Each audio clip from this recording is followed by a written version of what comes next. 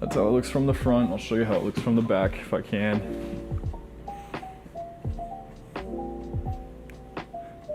This backside, this is where they took the hairs from, and then they used a method called FUE and DHI to implant the hairs in the front here. And this is a total of 2,400 grafts. Okay, cool. Now I'm gonna put up, my friend Rob has been sending me photos every day after his operation. So I'm gonna put up his photos that were his day after operation photos now, so you can see the difference of what I think is like cleaner work done on a hairline.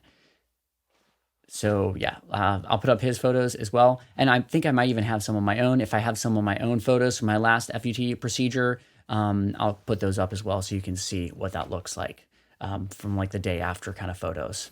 I did some video with the day after, and yeah, so that's on my channel for, you know, it would say actually in the video like, hey, day after surgery. So you can see the difference of the like just cleanness of the work and the way the scalp looks. His hair is on the hairline is going to be super red for a long time, which it really, I don't think should be. So 2,400 hairs implanted into the front from the back. So how was the operation? The operation, wow, honestly, that is a wasn't lot that of bad. grafts. What they did was they gave you an IV to kind of chill you out, and then they did local anesthesia. I'm gonna guess he only has like 1 or 2 other surgeries that he could get now in the course of his lifetime before he'd just be totally depleted of grafts. And I'd say, man, just looking at that, it feels like maybe even only like 1 more, but I'd say, man, probably 2 more. I think he'd get 2 more, but still, you know, he's got a long life to live. So yeah, that's a lot of grafts though that they took. Yeah, which means they numb the parts that they're gonna. One of the benefits of doing less grafts all at once, or even being more conservative with the hairline the first time, is you can always go back for more.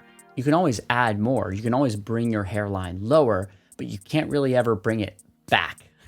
So sometimes it's better to be a little more conservative, like the first surgery or 2, and really like, you know, plan out exactly what you want and kind of finely tune things as you're going each surgery. Like I really feel like with my own hairline, every surgery, it's been like finely tuned a little bit better and better. But if I'd really like blown my load all at once, then you're kind of just stuck with whatever that surgeon gives you and what your donor hair gave you. So someone with good donor hair is going to have anywhere in the range of, in my opinion, kind of from what I've seen, in the range of about 7,000 to 10,000 grafts. Someone with really good donor hair. Okay, someone with really not so good donor hair, it could be much less than that. So, but someone with really great donor hair, it's looking in the range of like 7,000. Like if you have amazing, perfect donor hair, like the best donor hair, maybe 10,000. So, yeah, so he probably, if he had like 2,400 or so, he's probably got like another, maybe 2 surgeries like that before he's like totally depleted and like, you wouldn't want to do hair surgery, like take hair from the side of his head, because it just would end up looking really funny and bad. The other thing is they took a lot of hair, if you go back here, from outside of the safe zone. So the safe zone on your head across the, I think it's called occipital bone, like that little bone that you kind of have sticking out of the back of your head. So that's the safe zone right there. Anything that's above that or below that has a much higher chance of falling out over the course of your life, because that's the area that's more affected by DHT. So yeah, they took a lot of hair from below that, from especially the below that area. That nape hair is going to be much more fine, and then maybe doesn't have as good of a chance of even surviving necessarily the hair transplant, as like the stronger, healthier hair right in the middle. So yeah, that's one of the benefits of FUT surgery, is that they get to take all of the donor hair from that strip, which is like the best hair that you have on your head. It's the best donor hair, the best quality donor hair, versus FUE. You have to take it from everywhere to get the same number of grafts. And that's area where it has a much higher chance of falling out. Done. So first con is that, and actually these are cons that happen at every clinic. They're kind of unavoidable with hair transplants, so just keep that in mind. They told me over FaceTime that I would need about 1,400 grafts, and they ended up doing about 2,400, which is 1,000 more. And I'm just like a little bit nervous. I'm like, is that gonna be too much? But I'm just gonna have to go ahead and trust the doctors and trust the professionals. I guess they would know better than me, right? Another con is that the recovery is obviously pretty tough. I have to sleep sitting up for the next couple weeks. I can't actually wash and shower like I normally would. Now, the recovery for an FUE surgery should not be tough. It just shouldn't. Even an FUT surgery, it shouldn't be that tough, but a little bit harder for sure with an FUT surgery. FUE surgery should be very little recovery. Even just sleeping sitting up, he just said you need to sleep sitting up for a few weeks. My last 2 FUE surgeries, I only slept sitting up for, I think it was 2 nights, maybe 3, but for sure not more than 3 nights sitting up. And that's just so the anesthesia can drain. Now, the problem could be if someone uses too much anesthesia, then it takes a lot longer to drain and your face will swell up a lot more. I've never had that happen because I've gone to great surgeons. But yeah, if they use too much anesthesia, then definitely it's got to all drain out and it can take a long time. But that shouldn't have to sleep sitting up for 2 weeks. That's something wrong there. For at least another month or so, and I can't work out for about 20 days, which is going to be a problem for me. But I guess, you know, pain is beauty, right? That's what they say. But so far, that's about it as far as cons go.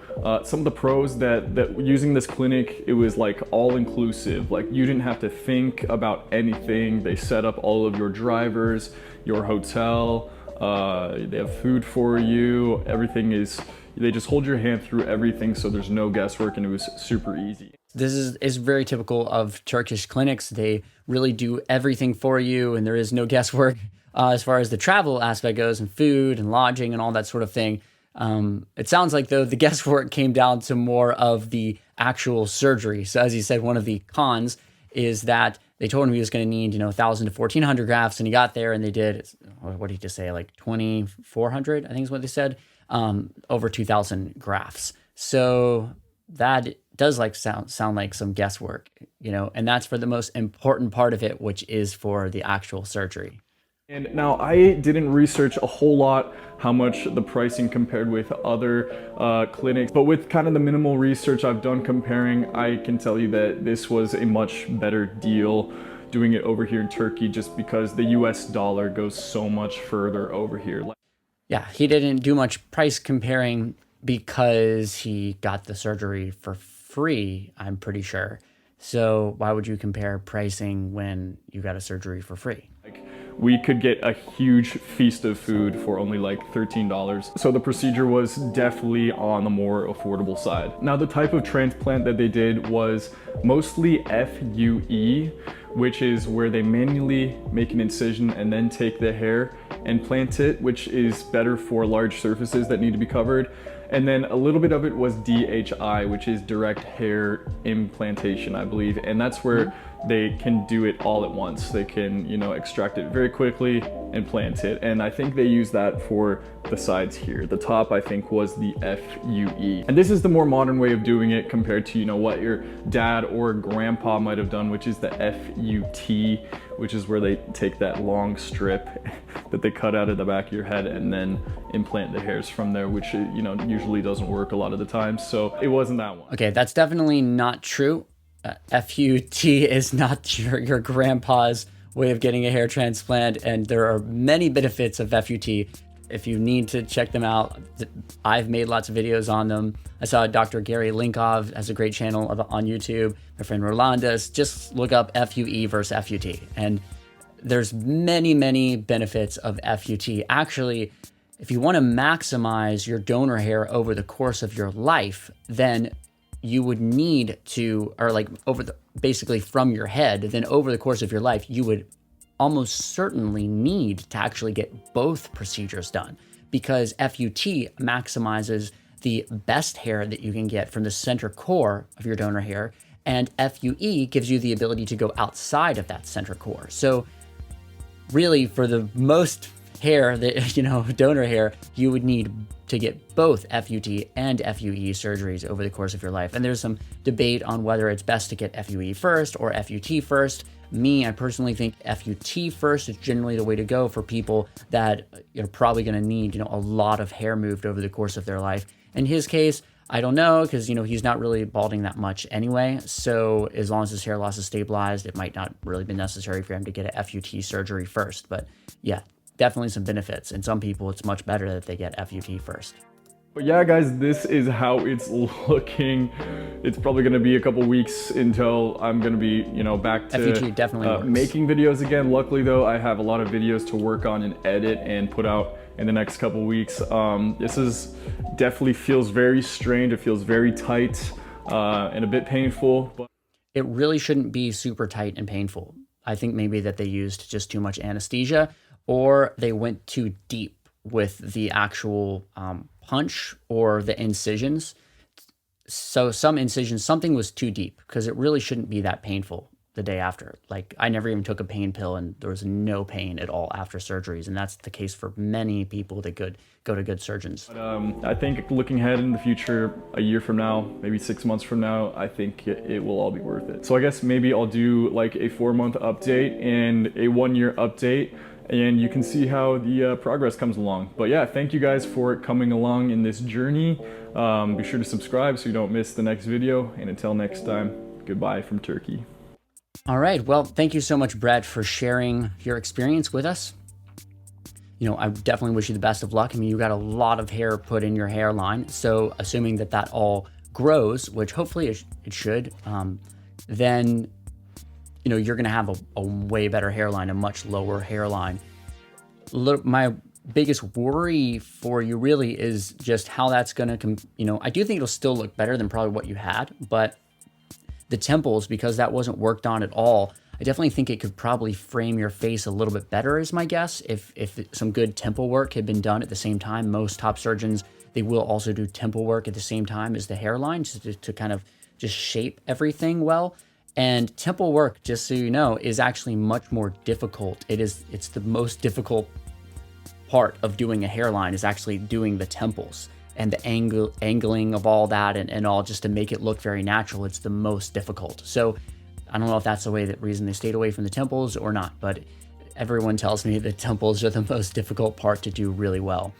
So yeah, that's, you might need to go back and get some more done for the temples if you just want it to look very, very best. But I appreciate you sharing this.